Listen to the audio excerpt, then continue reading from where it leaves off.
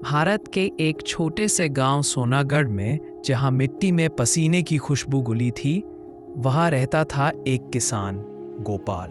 गोपाल झुककर मिट्टी छूता है, उसे हथेली में मलता है।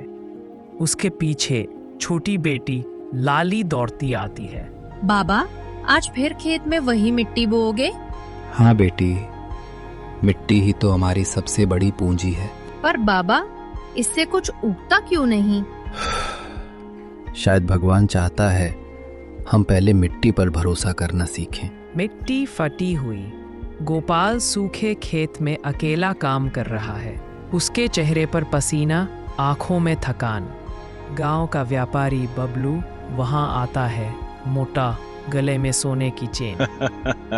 कब तक इस सूखी मिट्टी से सोना निकालेगा गोपाल? जब तक सांस है कोशिश करूंगा। बेच दे जमीन, शहर जा, मजदूरी कर, यहाँ कुछ नहीं रखा। ये जमीन मेरी माँ है।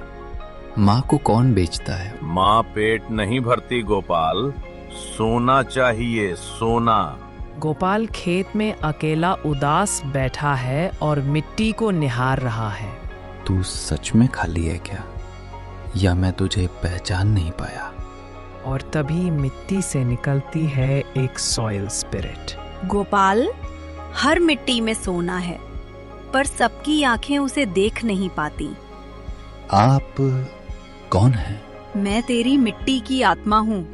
तू हर रोज मुझे बोता है, पर आज पहली बार तूने मुझसे बात की है। मैं बस चाहता हूँ मेरी बेटी भूखी न सोए। अगर तू सच्चा है तो मिट्टी तुझे खाली नहीं लौटाएगी, बस उसमें अपना दिल डाल। दूसरा दिन और फिर गोपाल एक नई उमंग और उम्मीद के साथ उठता है और अपनी जमीन में बीज बोने के लिए निकल पड़ता है।